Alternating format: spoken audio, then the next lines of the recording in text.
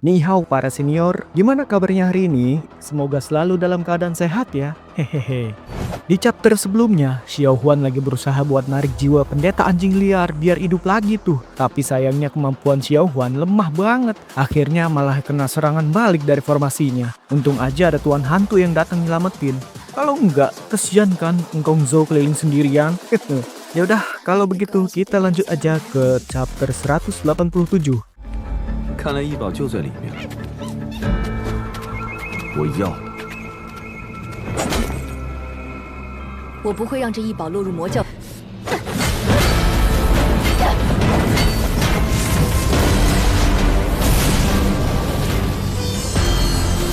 我不想。 Pagi hari pun datang, di lereng bukit di pinggiran hutan, kini berdiri sebuah makam baru. Di depannya, tertancap papan kayu sederhana dengan tulisan, Makam Pendeta Anjing Liar. Xiao Huan kembali menangis di depan makam itu, sementara Zhou Yixuan hanya bisa menarik nafas panjang, matanya penuh dengan rasa kehilangan. Setelah beberapa saat, mereka berdua akhirnya berjalan kembali ke tepi hutan. Di sana, Tuan Hantu sudah nunggu mereka tuh dengan tenang. Xiao Huan lalu berkata, "Terima kasih atas bantuanmu semalam, senior."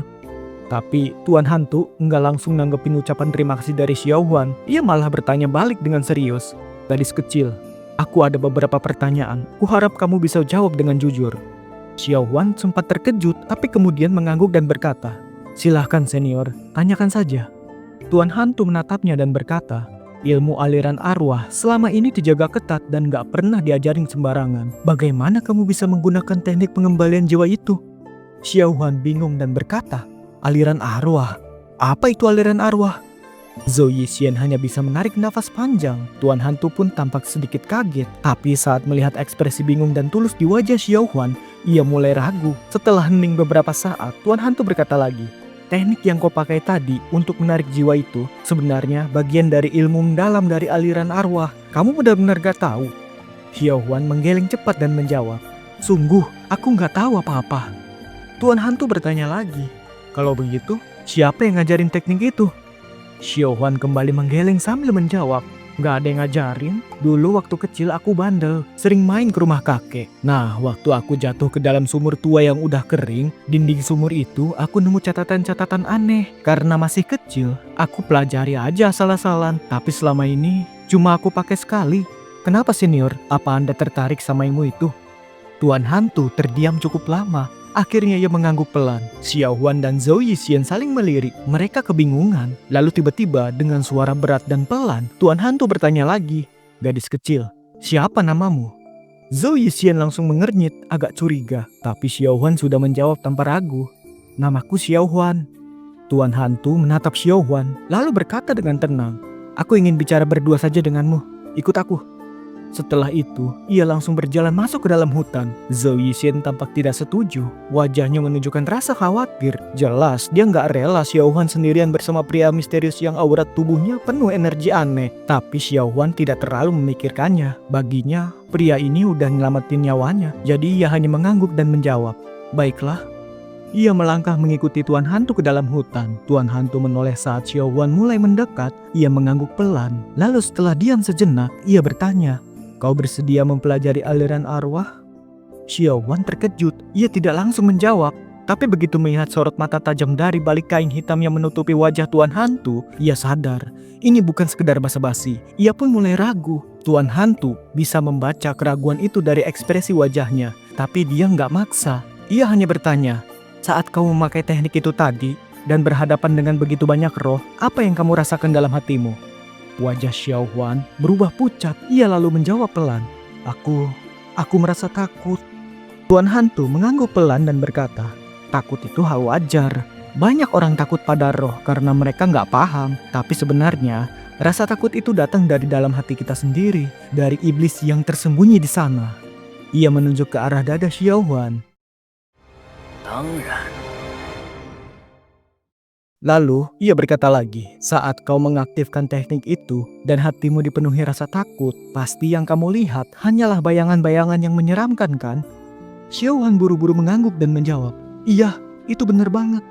Tuan Hantu melanjutkan, "Inti dari aliran arwah adalah menaklukkan iblis di hati sendiri. Kalau hatimu tenang, roh-roh itu nggak akan bisa ganggu. Tapi kalau ada ketakutan dalam hatimu, roh-roh itu akan mencerminkannya jadi bayangan yang mengerikan.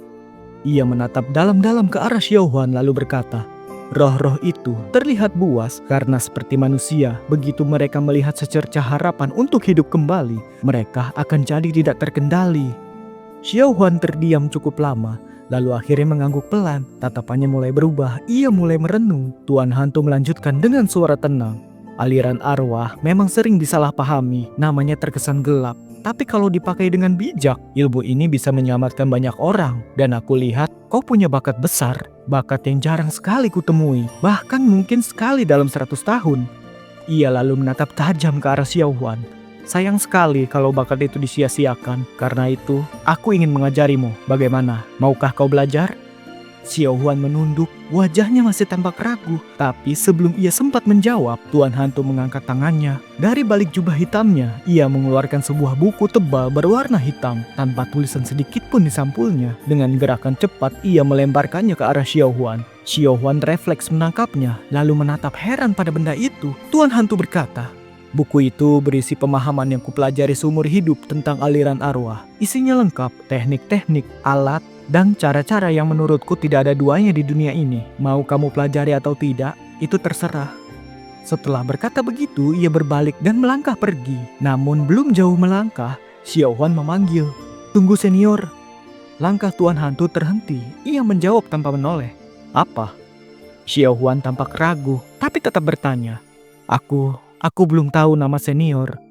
Tuan Hantu terdiam sejenak, lalu menjawab dengan singkat, "Panggil saja aku Tuan Hantu."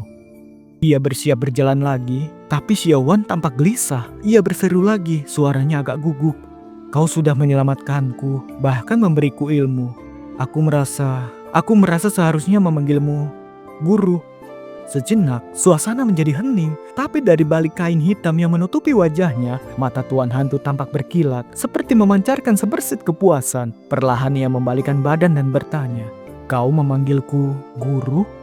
Xiao Huan langsung memerah. Ia tampak malu dan berkata pelan, "Itu cuma yang aku pikirkan saja. Kalau kau nggak berkenan, aku sudah tak usah bicara lagi."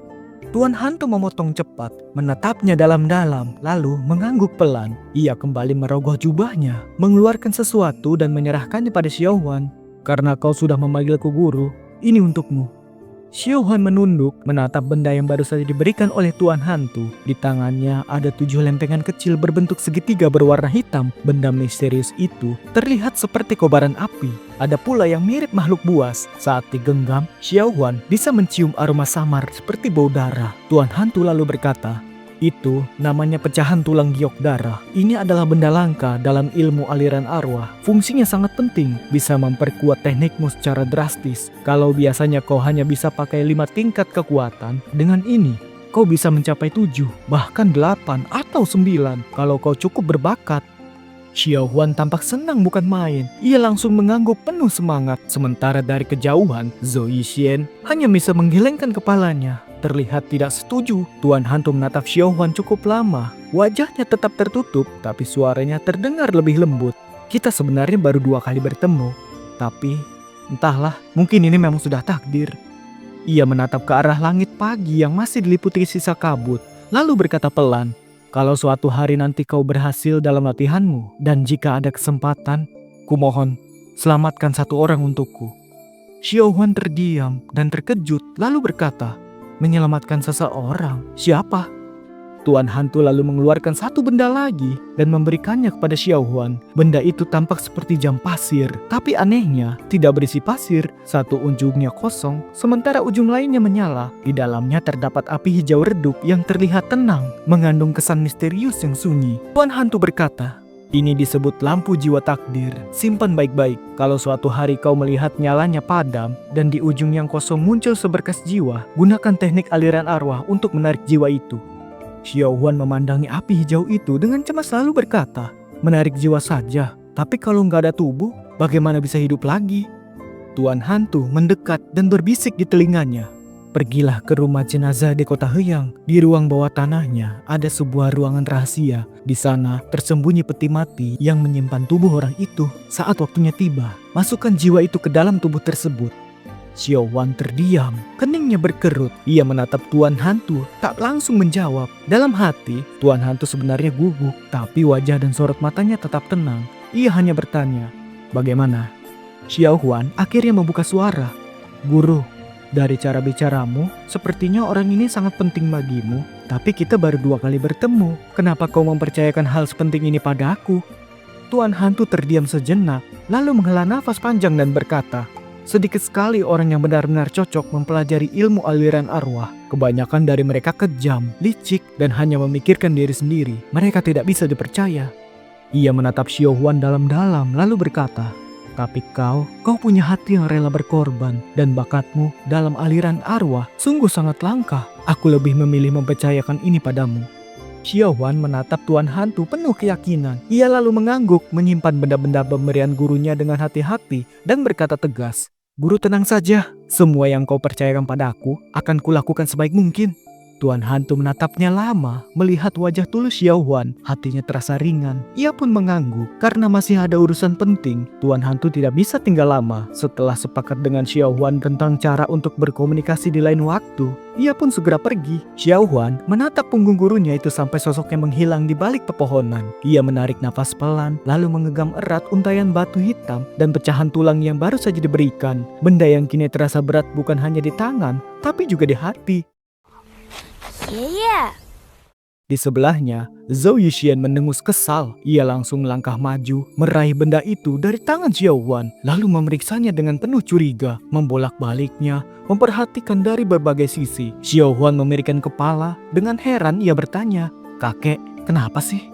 Zhou Yixian mencibir dan berkata, "Hebat sekali gurumu itu. Kau tahu nggak benda ini dibuat dari apa?" Xiao Huan bingung dan bertanya, "Emangnya dibuat dari apa?" Zhou Yixian menjawab dengan serius, "Itu bukan batu biasa. Itu dibuat dari pecahan tengkorak orang-orang yang lahir dengan energi murni yin. Bahkan bisa dicampur dengan roh manusia hidup. Makanya kekuatannya bisa sekuat ini." Xiao Huan langsung kaget. Ia menerima kembali benda itu dan menatapnya. Tapi yang ia lihat justru mirip batu biok biasa. Tidak ada tanda-tanda menyeramkan sama sekali. Ia pun melirik ke arah Zhou Yixian dengan wajah sebal, lalu berkata, "Kakek, ini sama sekali nggak kelihatan kayak tulang manusia." Zhou Yixian langsung menjawab dengan ketus, "Oh, jadi sekarang kau lebih percaya pada makhluk mirip hantu itu dibanding aku, hah?" Xiao Huan langsung menjulurkan lidah sambil tertawa kecil. Ia kemudian memeluk benda itu erat-erat dan berkata dengan santai, "Ya, yang penting aku nggak bakal pakai ini buat yang jahat. Selama aku gunain untuk hal baik, nggak masalah kan?" Zhou Yixian mendengus kesal dan langsung berbalik badan. "Aku tidak percaya."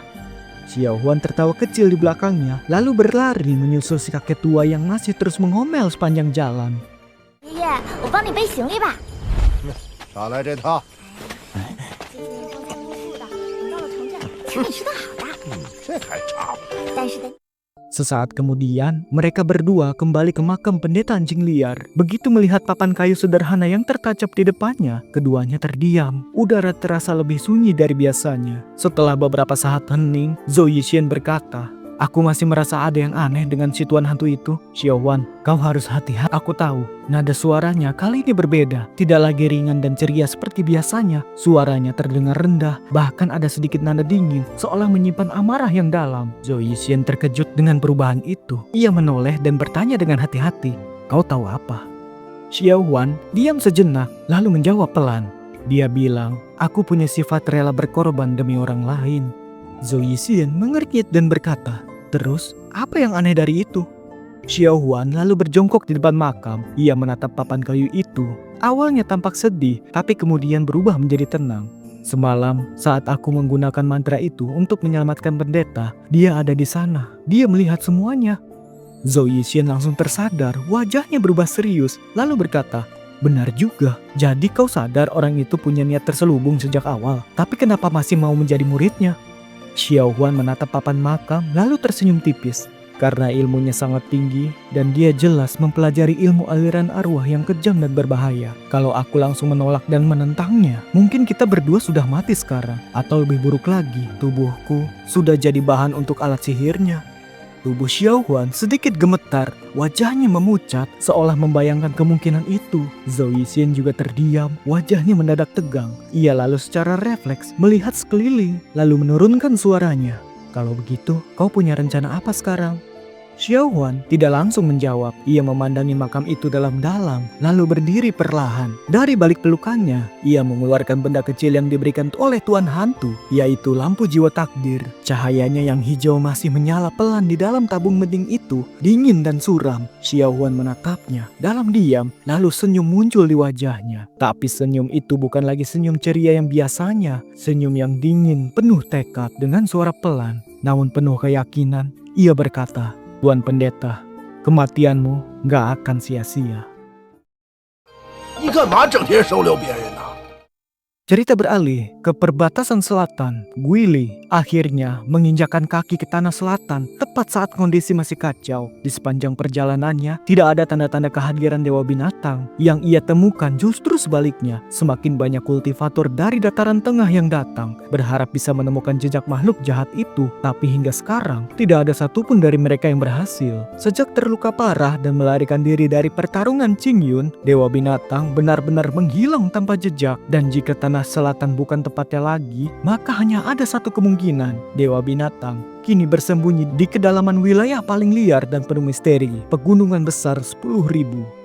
Sebelum masuk ke pegunungan besar 10.000, Guili memutuskan untuk singgah dulu ke Gua 7 Mil, wilayah suku Jin dari perbatasan selatan. Dulu, tempat ini terlihat indah, udaranya segar, sungai-sungainya jernih mengalir tenang, dan perkampungannya sangat damai. Tapi sekarang, begitu melangkah masuk, pemandangan yang menyambutnya hanyalah reruntuhan. Rumah-rumah yang dulu berjajar rapi, kini tinggal puing-puing. Tidak ada suara tawa anak-anak. Tidak ada keramaian di jalan, cuma hanya kesunyian dan kesedihan yang menyebar di udara. Dari 10 penduduk, hanya satu yang selamat. Gunung 7 Mil kini jadi kota duka. Guili melanjutkan langkahnya menuju altar yang berada di atas bukit. Di sepanjang jalan, beberapa warga dari suku Jin memandangi dirinya. Tatapan mereka penuh curiga dan waspada, tapi tidak ada yang berani mendekat. Rasa kehilangan dan trauma benar-benar mengikis keberanian mereka. Begitu sampai di kaki bukit, dua prajurit muda menghadang langkahnya. Mereka memegang tombak panjang dan memakai baju zirah. Tapi usia mereka belum genap 16 tahun. Baju zirah yang mereka kenakan bahkan terlihat kebesaran. Lalu salah satu melangkah maju dan bertanya dengan suara tegang, "Gulu jijihu." Itu bahasa suku Jin ya. Guili tidak mengerti apa yang ditanyakan oleh pemuda itu dalam bahasa suku Jin, tapi dari nada dan sikapnya ia bisa menebak maksud dan pertanyaannya. Ia tidak membalas dengan kata-kata, hanya mengangkat kepala sedikit lalu memberi isyarat ke arah tengah bukit dengan dagu. Ia sengaja tidak menunjuk dengan jari karena Guili ingat betul kalau menunjuk langsung dianggap penghinaan besar bagi suku Jin. 你犯了他们大忌讳。 什么？ Kedua pemuda itu saling pandang, lalu menggeleng. Mereka tetap berdiri menghadang, tidak berniat memberikan jalan. Guili lalu menatap mereka, tapi bukannya merasa makin berani, kedua remaja itu justru mundur 2 langkah. Wajah mereka menegang, dan genggaman pada tombak makin erat. Di pundaknya, Xiao Hui mengintip keluar, mengibaskan tongkat mungilnya, sambil mengikik seperti menantang. Saat suasana mulai tegang, suara keributan terdengar dari atas bukit. Seorang pria dewasa tampak berlari menuruni bukit, nafasnya terengah-engah. Ia mendekati kedua pria itu, berbicara cepat dalam bahasa suku Jin. Keduanya langsung mengangguk dan akhirnya menyingkir dan memberi jalan. Pria itu, yang tampak seperti seorang penyihir, lalu melihat kepada Guili dan berbicara dalam bahasa dataran tengah dengan logat berat dan patah-patah. "Halo, kamu,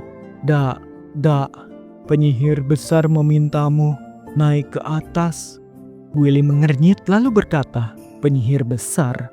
Pria itu mengangguk berulang kali, matanya serius. Guili merenung sejenak, lalu mengangguk dan mengikuti si penyihir menaiki bukit. Setelah beberapa saat mendaki, gua itu akhirnya terlihat. Guili lalu melangkah masuk ke dalam gua. Di dalam, suasananya masih suram seperti dulu. Di samping api itu, duduk sesosok bayangan. Bukan lagi penyihir tua yang kurus dan rentah. Yang kali ini berdiri adalah seorang pemuda. Wajahnya tenang, sorot matanya tajam, dan bahasanya lancar. "Aku adalah penyihir besar yang baru dari suku Jin.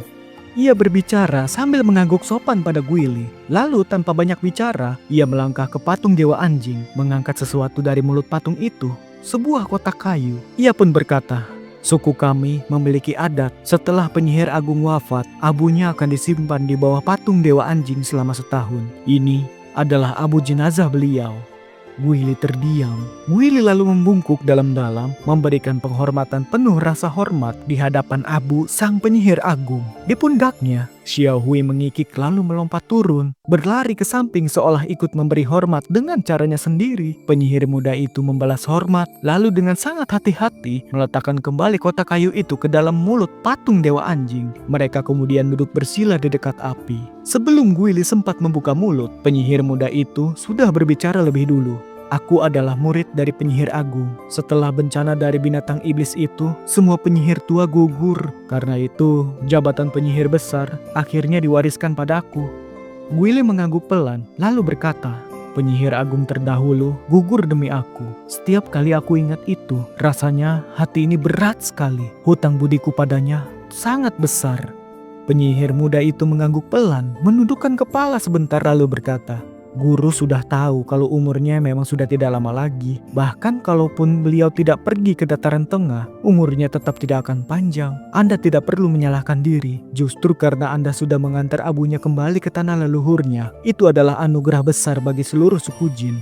Guili menarik nafas dalam-dalam. Keheningan kembali menyelimuti mereka beberapa saat. Penyihir muda itu lalu bertanya pelan, "Bolehkah aku tahu apa tujuanmu datang ke Gunung 7 Mil kali ini?"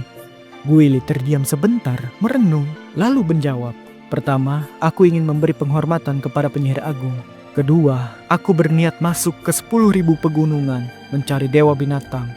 Ekspresi penyihir muda itu langsung berubah. Jelas nama dewa binatang masih menjadi sosok yang menakutkan dan tabu di kalangan mereka. Ia terdiam cukup lama sebelum akhirnya memandang Guili dengan serius dan bertanya, "Kau yakin bisa membunuhnya?" Guili menatapnya dan menjawab jujur, "Aku tidak yakin." Penyihir muda itu berpikir sejenak, lalu mulai menceritakan sebuah kisah lama.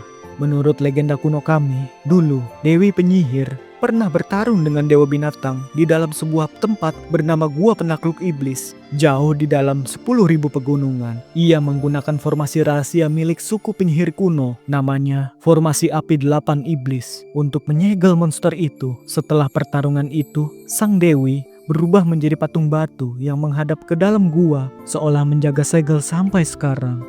Ia pun melanjutkan penjelasan, menyebutkan lokasi-lokasi penting yang dipercaya ada di sepanjang jalan menuju gua itu, bentuk-bentuk geografis aneh yang harus diwaspadai, serta tanda-tanda alam yang mungkin menjadi petunjuk jalan. Guili mendengarkan dengan seksama. Semua informasi itu ia ingat baik-baik. Setelah penyihir itu selesai, Guili hanya berkata lirih, "Terima kasih."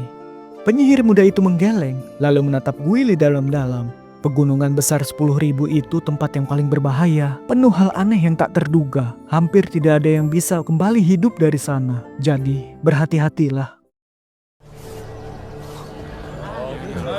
我们想要去祭坛。 Baiklah teman-teman, sampai juga di akhir cerita. Terima kasih untuk teman-teman yang sudah nonton sampai selesai. Like bila kalian suka dengan Jade Dinasti. Jangan lupa subscribe ya, biar nggak ketinggalan alur ceritanya. Dadah!